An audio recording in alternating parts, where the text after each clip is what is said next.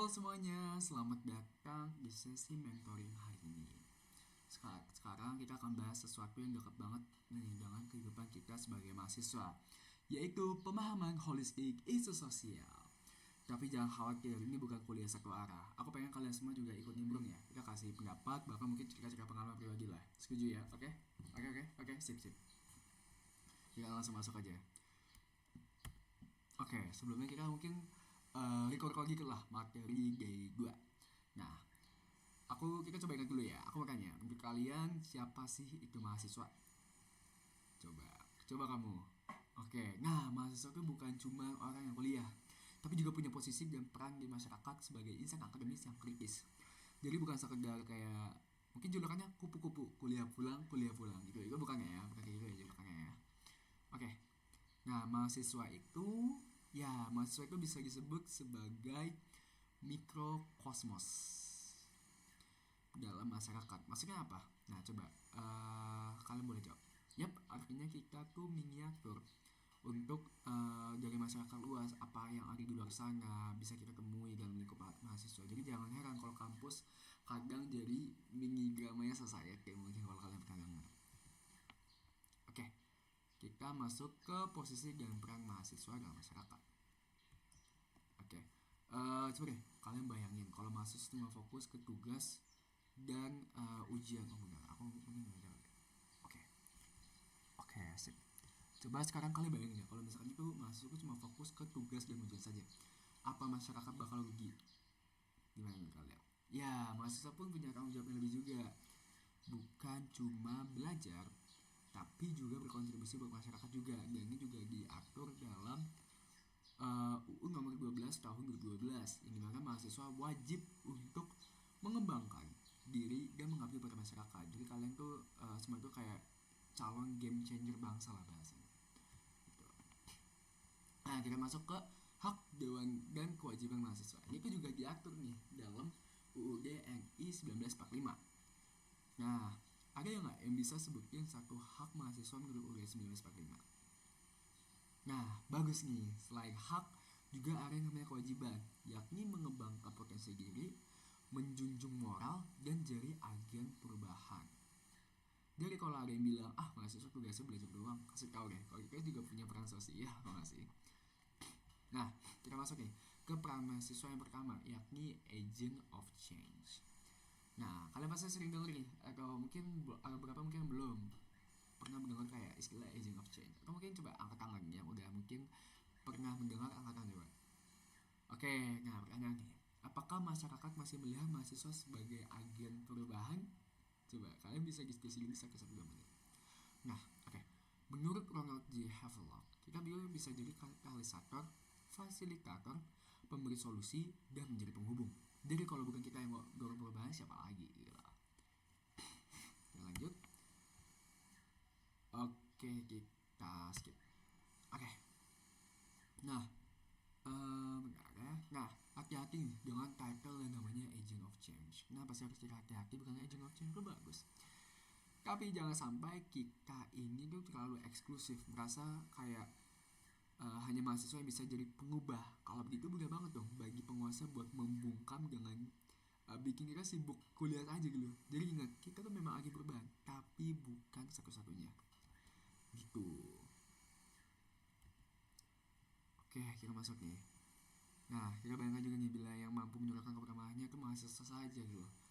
Maka untuk menjaga kekuasaan sangatlah mudah, kurikulum mahasiswa jadi sangat padat, aturan akademik diperketat, sehingga mahasiswa hanya akan fokus mengejar nilai akademiknya saja dibandingkan dengan mempelajari realitas sosial. Oke, kita masuk ke peran mahasiswa kontrol sosial atau social control. Nah, saat ada kebijakan pemerintah yang aneh nih, siapa yang biasanya yang pertama ribut? Oke, betul, jawabannya mahasiswa. Yap, kita adalah kontrol sosial, menjaga kewarasan dengan kritik berbasis data. Tapi ingat, kritiknya tuh harus konstruktif, bukan asal ribut saja. Lalu kita lanjut, yang ketiga itu adalah moral force atau kekuatan moral, yakni adalah menjaga kewarasan. Kayak apa ya? Dia tuh semacam bergerak karena dorongan etis dan intelektual, bukan ambisi pribadi gitu. Kita lanjut. Oke. Nah, lalu berikutnya nih ada yang namanya Iron Stock. Nah, Iron Stock ini bisa dibilang tuh generasi penerus bangsa. Yang dimana ya artinya tuh apa? Kita ini aset masa depan bangsa. Jadi tugas kita tuh nggak cuma untuk hari ini, tapi juga untuk estafet kepemimpinan di masa depan. Kita lanjut.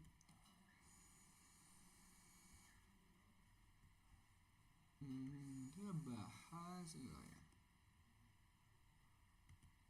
Oke, kalau kita omongin peran mahasiswa, nggak lepas dari itu coba sebutin isu sosial yang pernah kalian lihat langsung. Coba. Oke, nah mungkin ini ya. Jadi kayak isu sosial itu adalah cara masyarakat untuk mengungkapkan gagasan dan masalahnya. Jadi mahasiswa itu harus peka, jangan cuek gitu loh. Nah, mungkin teman-teman pernah mendengar atau mungkin jarang mendengar juga yang namanya di Ivory Tower. Yang dimana ini kalau konteksnya adalah perguruan tinggi, maka Ivory Tower ini bermaksud adalah menggambarkan universitas yang hanya berfokus dengan akademiknya saja atau universitas itu sendiri, yang dia tuh tidak fokus dengan lingkungan di sekitarnya. Dia tuh kayak terisolasi lah dari dunia nyata, jadi kayak jauh dari realitas kehidupan sehari-hari gitu kurang lebih. Nah, aku bakalan nanya ke kalian. Kalian pernah nggak mungkin atau kalian belum belajar ya? Tapi kalian akan melihat ya nanti di ITB ini apakah Ivory Tower atau enggak, dengan kalian tuh menanyakan langsung atau mungkin melihat bagaimana cara dosennya, apakah dia tuh suka membawa real case ke dalam kelas-kelas mereka, kayak isu-isu masyarakat dalam kelas mereka, misal kelas apa ya, misal matematika suka apa terus ngebawa isu-isu sosial barangkali kalau digabungkan, apakah sering itu bisa kalian lihat juga. Nah, kita masuk ke tadi udah isu sosial, kurang lebih juga sarana mengungkapkan gagasan yang baru mengenai kehidupan masyarakat. Oke, kita masuk ke tools menganalisis isu sosial. Nah, supaya bisa ngerti nih masalah sosial, ada beberapa tools yang bisa kalian pakai untuk membantu kalian untuk menganalisis isu sosial. Ada yang tahu nggak di sini law of diffusion of innovation? Clue-nya mungkin innovators, early adopters, akan bisa baca sih. Oke, jadi ini tuh namanya kayak klasifikasi permasalahan. Jadi kayak bahasanya tuh mulai dari penyebab langsung, antara sampai akar. Jadi nggak cuma nilai permukaan, tapi harus lebih gali lebih dalam. Kalau misalnya jangan cuma saling hujan, tapi cek akar ruang, drainase dan kebijakan pemerintahnya juga. Itu. Ini yang barusan ya. Kita lanjut. Nah, kita ke diagram aja langsung. Nah, oke. Sekarang kita ke diagram Ishikawa atau fishbone. Nah, pernah lihat kan gambar kolang ikan? Nah, itu tuh dipakai buat analisis masalah. Kategorinya bisa dari manpower, mesin, material, sampai metode. Plus kita bisa pakai teknik 5 whys, namanya kenapa sampai 5 kali. Nah, jadi kayak mahasiswa juga bisa lah, detektif sosial juga. Sik. Nah, kita masuk ke konsep kepemimpinan untuk perubahan sosial. Oke, kalau udah ngerti masalah, kita of course juga butuh pemimpin, bahasa kepemimpinan lah bahasanya. Ada nggak sih bisa sebutin tipe-tipe kepemimpinan tuh apa saja? Ada yang namanya autokratis, demokratis, laissez-faire, transformasional, dan transaksional.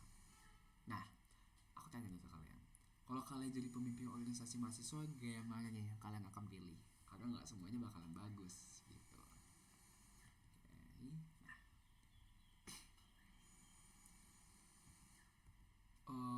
Oke, kita masuk ke realitas sosial dari lini gerakan di KMITB.